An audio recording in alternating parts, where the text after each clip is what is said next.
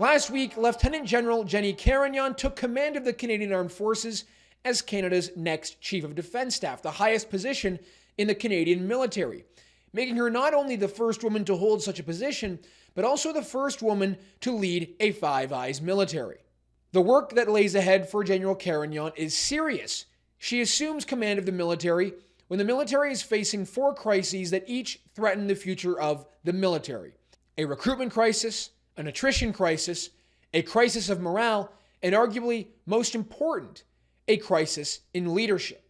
Before assuming the role of CDS, General Carignan was appointed to be the first Chief of Professional Conduct and Culture.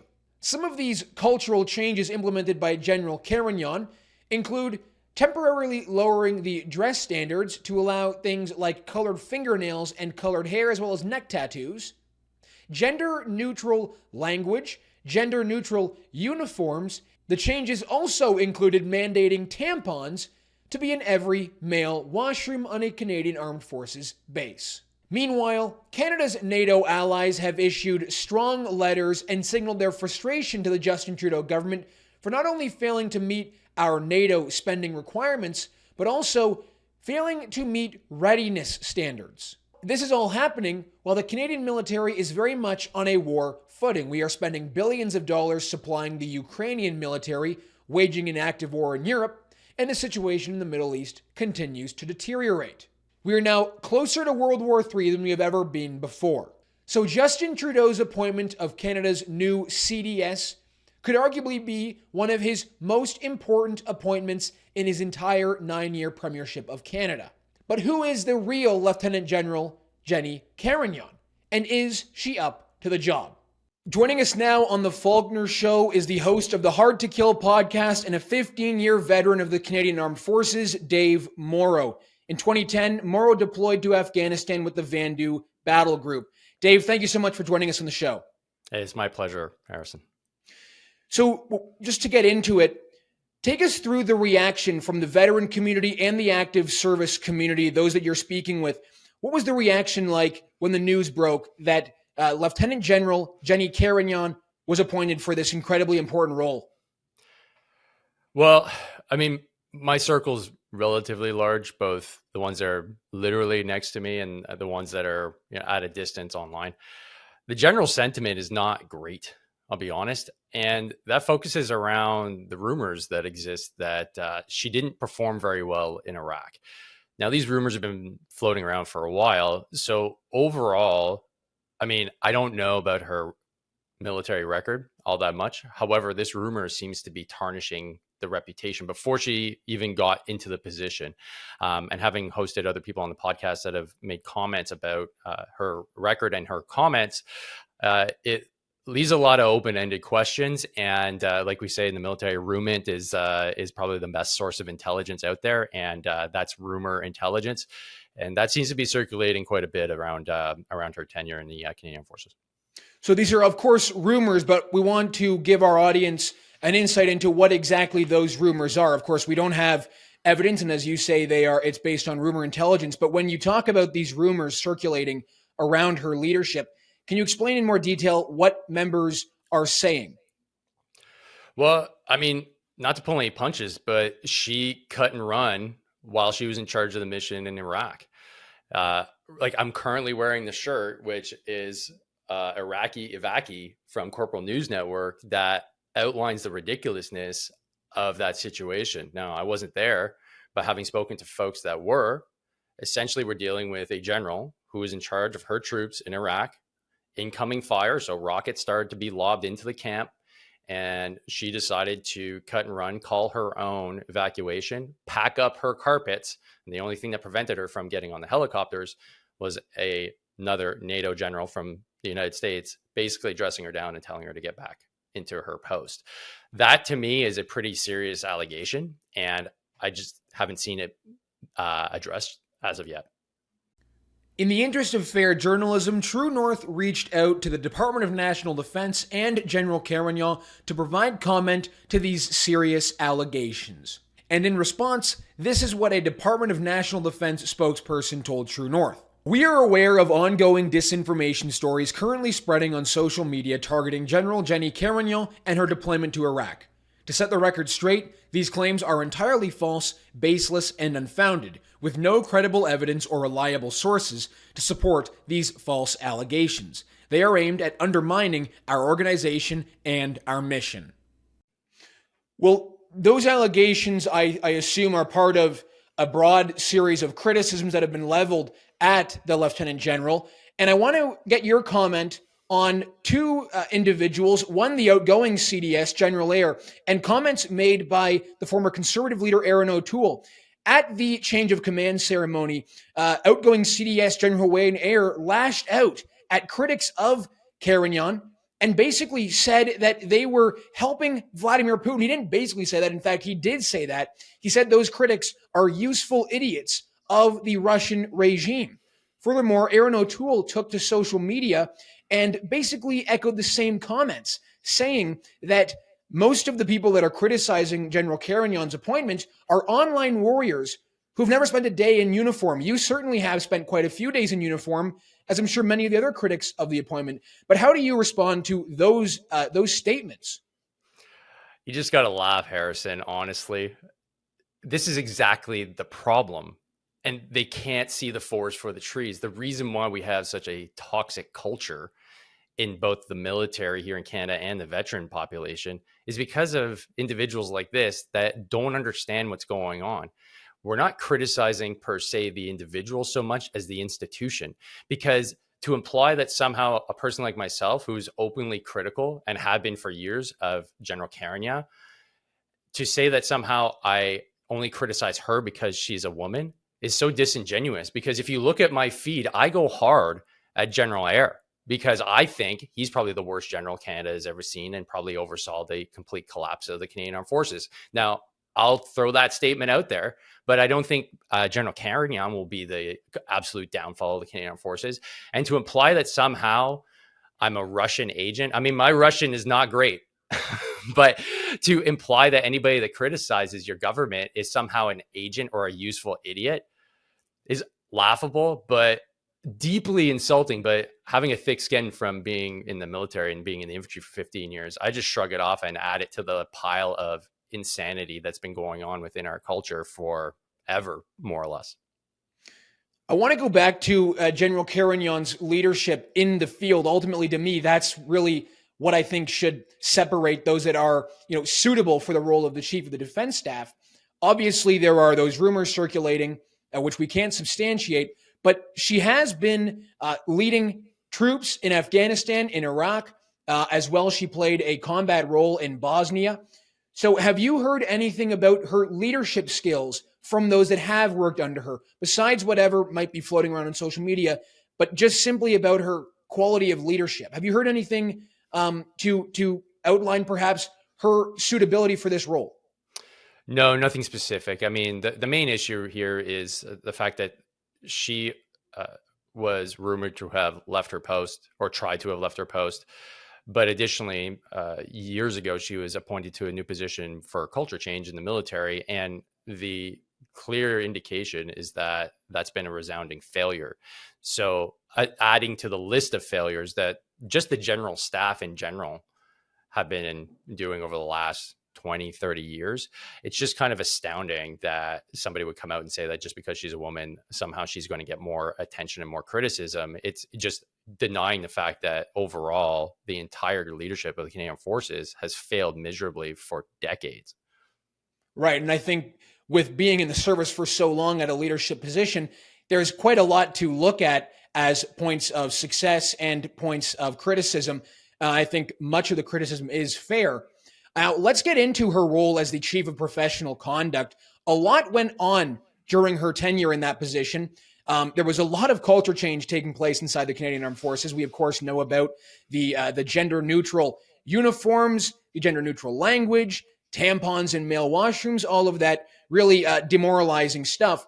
But how has of the things that she implemented in that culture change role, how did that impact the Canadian Armed Forces?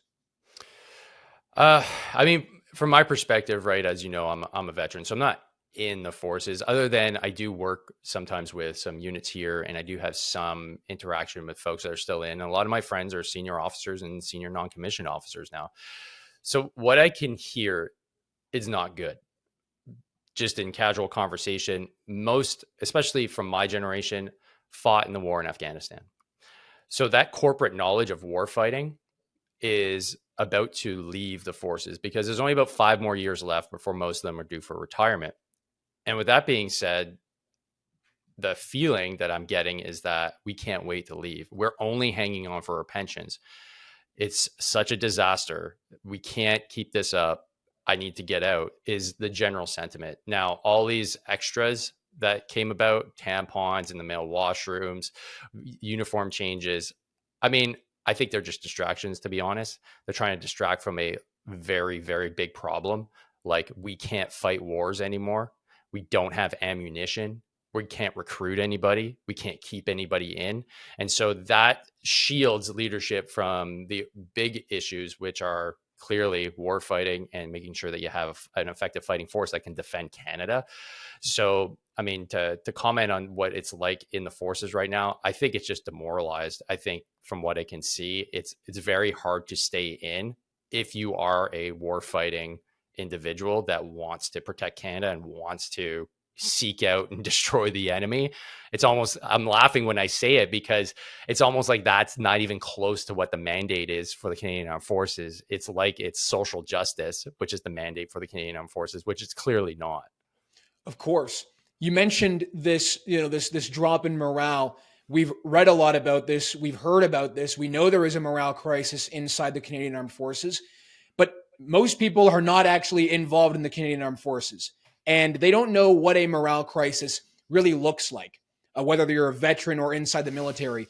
So when you have these reports of just a drop in morale, people not knowing what their job is and not being proud inside the military, what does that look like? Because we hear about it, we just don't know what a real morale crisis actually looks like on the day-to-day. Mm-hmm. I mean, I guess the closest example I could use in like the civilian world is just your 9 to 5. Morale isn't necessarily as important because the overwhelming majority of folks don't have a life or death job. They go, they work, they're not expected to potentially die that day. So the level of morale required for a 9 to 5 is not quite as high as for a military unit.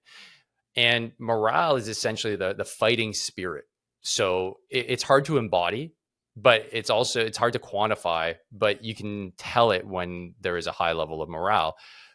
And troops want to get after it. They want to get on their next deployment. There's a hiccup in, let's say, their administration. It's okay. I know it'll get fixed. I'm doing something that is bigger than myself. That is kind of the sentiment, and you'll look after each other and you'll go out of your way to accomplish the mission, because the mission is the most important thing above all else. When you lose morale, that all goes by the wayside.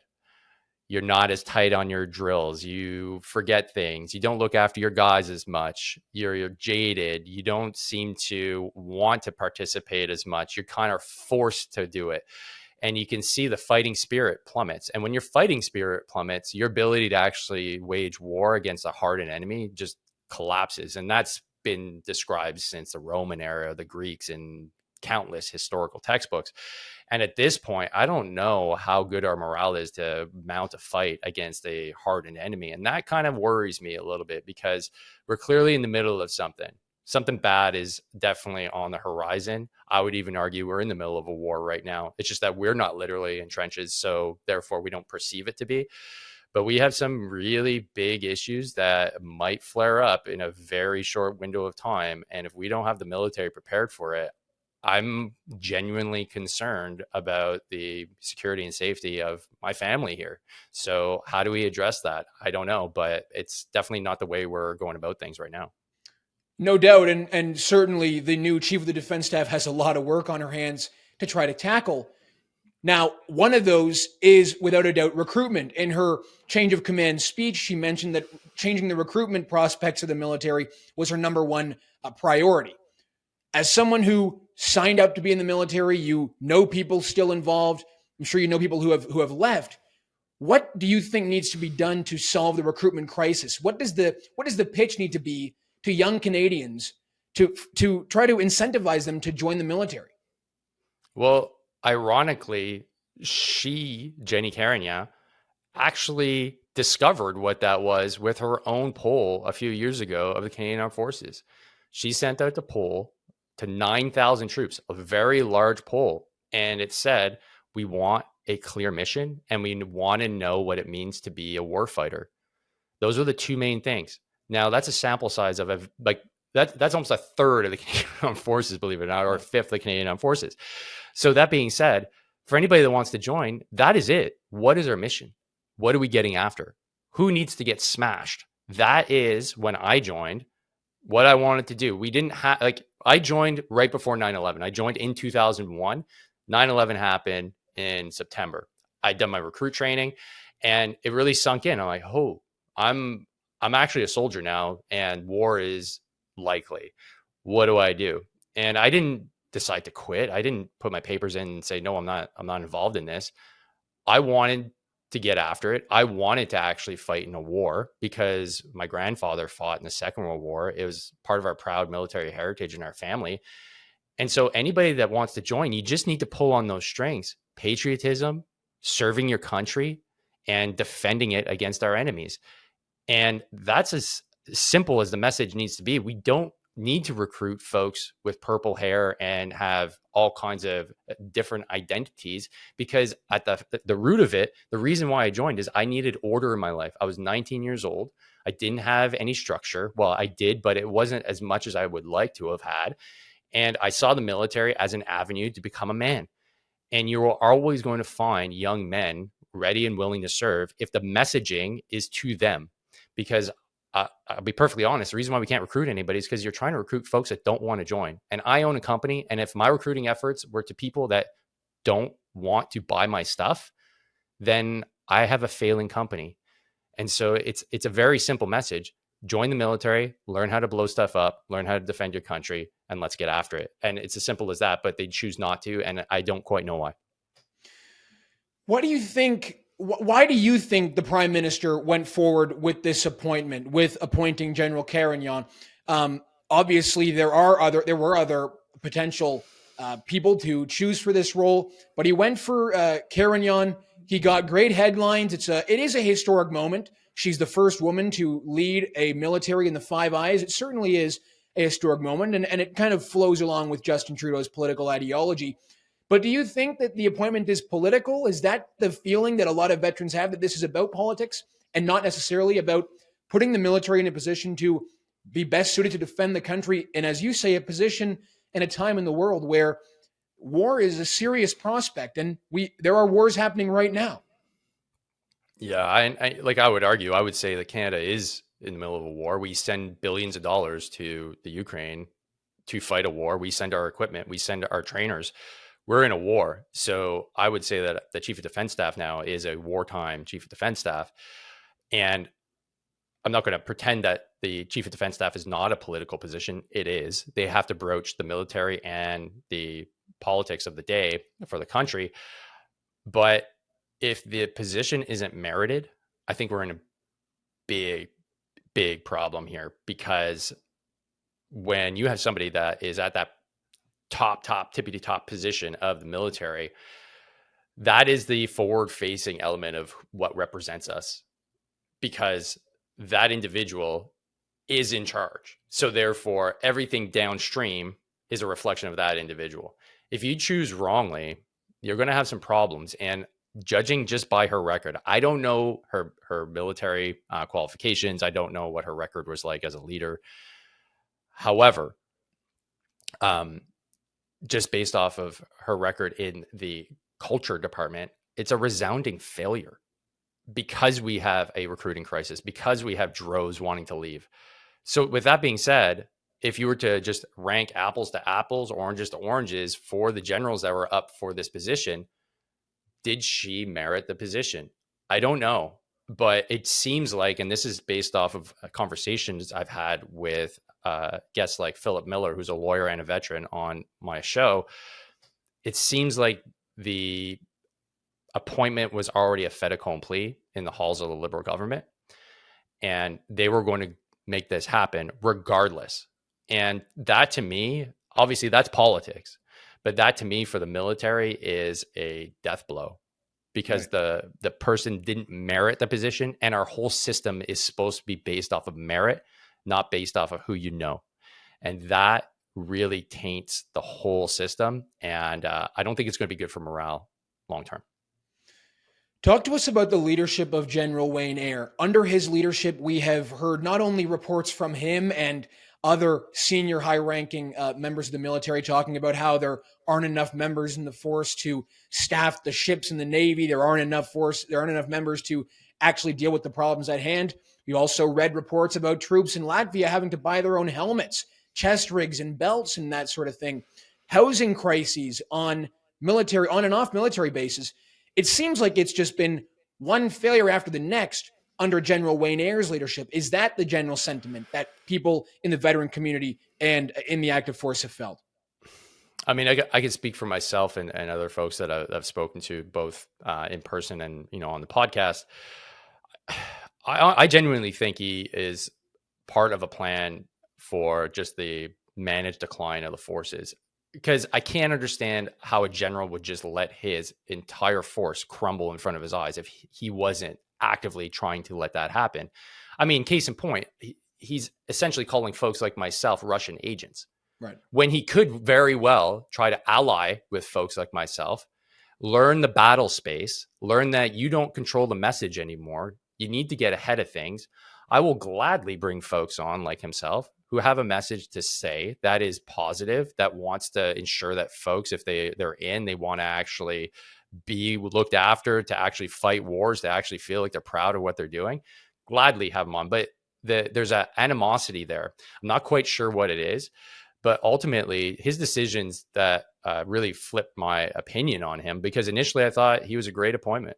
His record seemed great. I don't know him personally, but in terms of chief of defense staff, I thought, yeah, he's likely a good fit. But what really activated me was during the COVID mandates, where he clearly knew, based off his own records and his own briefings, that this was likely going to be a gray zone and likely harm a lot of members in his own military. And he was even advised against doing it, which most people don't know, but he still went ahead and did it anyways. And even after it was proven that this was a human rights abuse, he has yet to come out and apologize. And if he's wondering why folks don't want to stay in and folks are just not wanting to join, things like this matter. They really matter. And you can pretend that you are, a wartime general that are looking after the troops, that we need procurement, we need more missiles and bombs, but you're not going to get the personnel in if they don't trust you. And the lack of trust, I think, is the biggest issue. And that's why I think he's one of the worst chief of defense staffs we've seen since likely the 80s and 90s. But it's like a broken record. We keep on I'm getting old enough now. I'm in my 40s. I remember a time when we had the same issues. Housing was a disaster. Pay was a disaster. Guys were living out of their cars. How did we get back to the exact same point? I just don't understand how leadership continually fails here in this country. And that's what's so frustrating for me and a lot of folks in the veteran community. Part of the whole call for there to be a chief of culture change, if you want to call it that was Carignan's position, was that there was a string of senior military leaders who were basically kicked out of their positions on allegations of abuse, sexual assault, and the like. Many have been thrown out. Many of those who were alleged to have committed misconduct have now settled outside of court and basically won their cases. How has that impacted the leadership class in the military? Because we've seen Denny Fortin face issues like this. Even earlier, outside of the sexual misconduct story, we saw Admiral Mark Norman go down as well. And there's been one after another, it seems. But talk to us more about that, because to me, when I look at that, I'm seeing a whole class of leaders in the military be taken out and then proven right after the fact. Yeah. I mean, this is such a hot button topic, because I think the powers that be knew exactly what they were doing. I think they were weaponizing this whole process. It's unfortunate. And I have a very close friend that's even involved in this as well. And it's character assassination. And all it's done is just completely eviscerate morale even more. And the worrisome thing to me is that what they've done is they've created the conditions for the actual predators to thrive. And it's not saying that there isn't sexual assaults that happen in the military. And I think that's where most people, if they listen to my opinion, think, oh, well, he's just on the side of the abusers. Not at all. We have a system that addresses it. Now, the investigation is a whole other kettle of fish. I think we do a terrible job here in the Canadian Armed Forces, but that's not really something I'm well versed in. However, in terms of what we've done in the witch hunts against our general staff, I don't know who would want to be a general at this point. And I think all it's done is it's shut a lot of generals up. It's shut a lot of veterans who were generals up because they're fearful. And this is coming from, again, Philip Miller, who basically called it right out. They're petrified of saying anything contrary to the status quo. And it reminds me of, I read Gulag Archipelago thanks to Jordan Peterson's recommendation. And there's a part of the book where it really stood out, where the mayor, he was holding a mandatory town hall. The commissar is there, the Communist Party's there. They're in the middle of a famine. And they had to applaud the great work that the Communist Party has done to feed the masses. But they're literally starving. And they all have to stand up and applaud. And he knows nobody can sit down, because if anybody sits down, they're going to be taken off to the gulags. And old ladies are falling down. The weak are falling down because they're getting exhausted. It's a hot day. They're clapping for minutes, which is a lifetime. So he says, I'm putting an end to this. He sits down, and then they grab him and throw him in the gulag. That's what I think is happening right now. Folks are so petrified of the ruling party that they will be taken off to the metaphorical gulag that they're not willing to stand up. I get so many messages with folks that are in like, hey, Dave, I wish I could speak up. I wish I could say more. Well, you know what? I have no sympathy for them, because they got to stand up. They got to say something when they see it. I mean, I used to do a lot of training in Petawawa, and for the RCR, they have plastered everywhere, never pass a fault. That stuck with me. But it's like our culture today is pass every fault, look down, don't pay attention. And I think that's what they purposely did to the general staff and to the GOFO officers. And now we're just seeing it exist within the entire Canadian Armed Forces. And I think it's going to take decades to kind of build things back up. Talk to me now about the state of Veterans Affairs in Canada. It's not something that gets a lot of attention in the mainstream media or at a political level, but I think it should. And some of the stories we've read recently have been just disgraceful. I'm thinking in particular about veterans being offered MAID for services instead of actually medical attention. You're a veteran. I know you're part of the veterans community as well. How has the government over the past, well, they've been in power now for close to 10 years, really. How have they handled veterans affairs?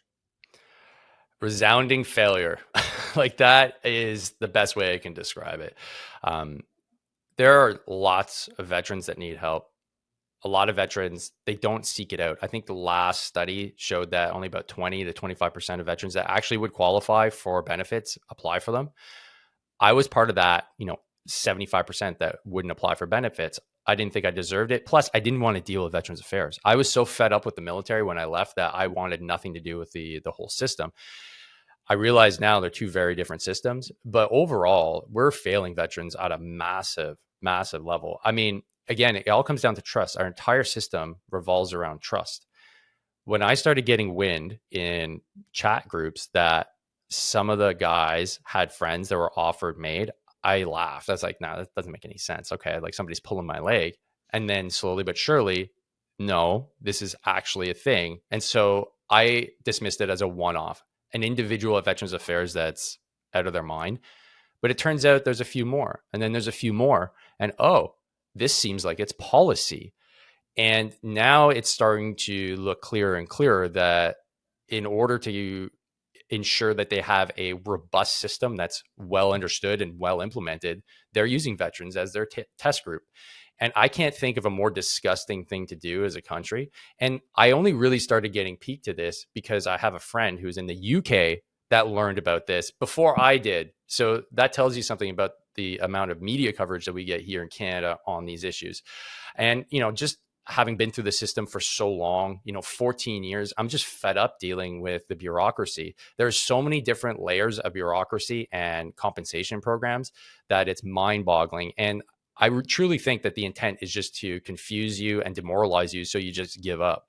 So that's why I have the show. That's why I try to put the message out as much as possible. Stick with it. Don't give up. There's plenty of folks that will do things for free, pro bono, to help get your paperwork in. But the system shouldn't be this way.